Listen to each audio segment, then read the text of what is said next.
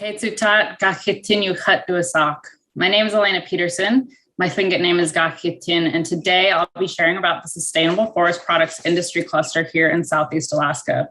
This is the place that I call home and one of the most special places on Earth. Southeast Alaska is home to the Tongass rainforest, the largest temperate rainforest on the planet.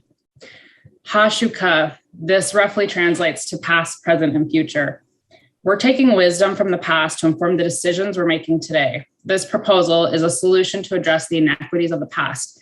It's a path forward towards co-management and offers the federal government a new way of investing in rural communities that's grounded in opportunity to build a functioning economy that will survive through the boom and bust cycles of external economic forces and industries. So give us a handshake instead of a handout. That is the spirit of this proposal. The strategy builds up the capacity of the people in Southeast Alaska to become more actively sovereign through economic development, but this requires starting at the bottom with human capital. So our proposal was developed through a diverse collective of individuals and organizations who share a vision for the future of this region. But 10 years ago, this wasn't really the dominant story in the Tongass. Most environmental groups and industry groups continued to fight over logging the lands and ignore, or even worse, vilify the voices of the indigenous people whose lands these really were. When I came back to Southeast about 12 years ago, I was working in community development, and everyone was realizing that the fight over old growth was not working to meet our goals. In fact, these battles were making things worse. And so we and a few other organizations decided to try something different. We started partnering with the communities in the Tongass on what they actually wanted and needed in these places: healthy fish, wildlife, food security, renewable energy, sustainable jobs.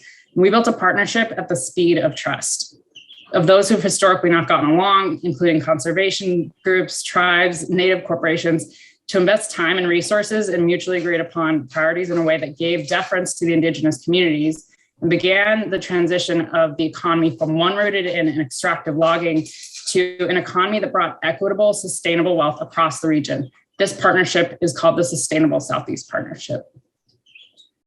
So the Sustainable Forest Products Cluster is one of the many projects that's born out of this collaborative work. This type of solution wouldn't have been possible a decade ago. Now our hard work of trust building is paying off.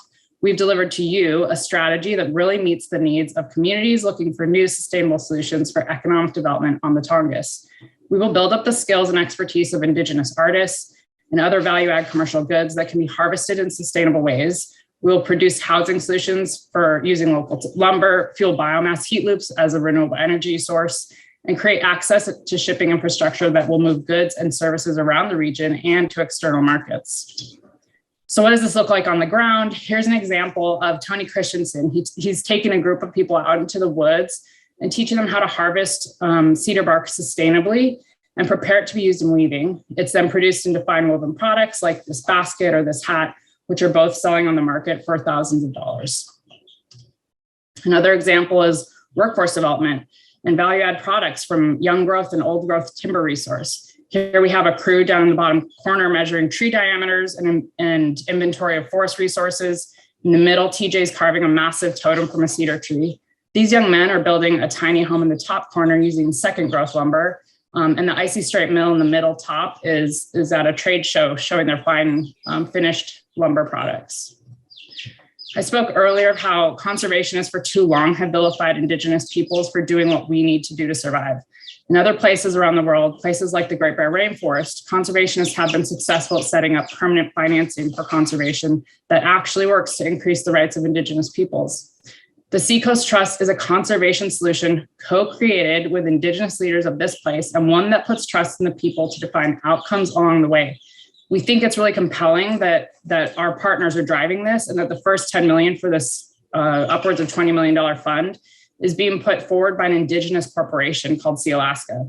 We expect that this project can put forward put forward to the world a new, more equitable, decolonized model of doing conservation. And we invite funders to invest directly in the Seacoast Trust or directly in our project cluster. Both will support the ongoing work of this industry cluster. In the 13 years I've worked in community development, this has been one of the most important projects I've worked on. This project will set us on the path of restoring the land and its people and give each of us an opportunity to become Hunach Lingit, a true human being. I love ending on this slide. This phrase you see here in Tlingit is a profound wish. It comes from a powerful chant written by a leader and language activist in our state, Kune Lance Twitchell, Chutle Awe Kugagasti, meaning emphatically, it will be so forever. So to all of you for being here, for listening to my stories, and for helping us to make this so, Gunach Chish. Thank you.